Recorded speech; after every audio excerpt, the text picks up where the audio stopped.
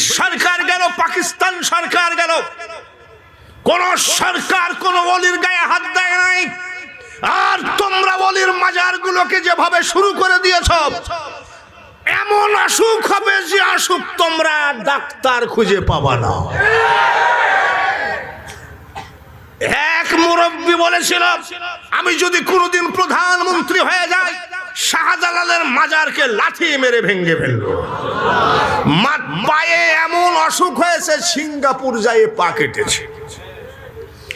শেষ পর্যন্ত পা কাটা ন্যাংড়া অবস্থায় কবরে যেতে হয়েছে। খবরদার, হুঙ্কার এদিক ওদিকে মারার চেষ্টা করো, গৌসুল আজম মাইজ ভান্ডারীর উপরে হুঙ্কার মারার চেষ্টা করো না।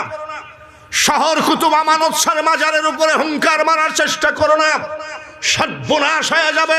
হযরত বাবা মহসিন আউলিয়ার মাজারের উপরে হুঙ্কার মারার চেষ্টা করবে না, দেশ আনকন্ট্রোল হয়ে যাবে।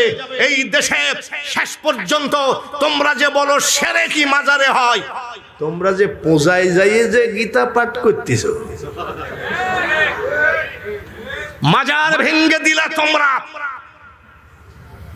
শেষ পর্যন্ত আল্লাহর ওলিরা মিটিং করে তোমাদের মন্দির পাহারা দিয়ে নামাচ্ছে,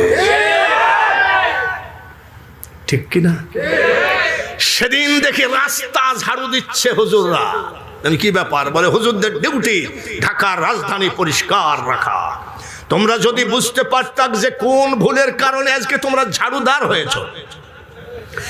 মাজার দুই একটা ভাঙতে না ভাঙতে বাংলাদেশের জাতীয় মসজিদ বাইতুল মুকাররমে জুতার বাক্স দিয়ে মারামারি।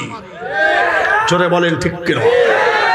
আল্লাহর ওলিরা মিটিং করে ফেলেছে, আমার ওলিদেরকে আঘাত করো বাংলার জমিনে। কোথায় পায়লা পাঞ্জাবি, কোথায় পায়লা দাড়ি, কোথায় পায়লা টুপি?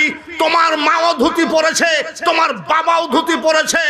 এই দেশে ইসলামের দাওয়াত দিয়েছে আল্লাহর ওলিরা। মন্দিরকে ভেঙ্গে মসজিদ বানিয়েছে, সেই মসজিদ থেকে সুন্নি আলেমদেরকে বের করে দিয়ে তোমরা মসজিদ দখল করেছো।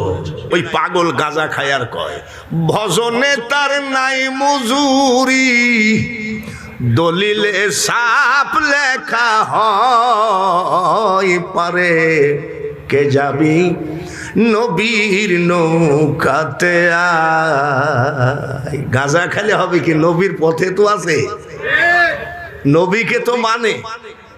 হাটহাজারি গাড়িটা রেখে আমি ফল কিনতেছি, তা আমি একজন জিজ্ঞাসা করছি, কিন্তু হুজুরের অভাব নাই। হাটহাজারিতে দেখবেন শুধু হুজুর আর হুজুর। আমি ভাই মাইজভান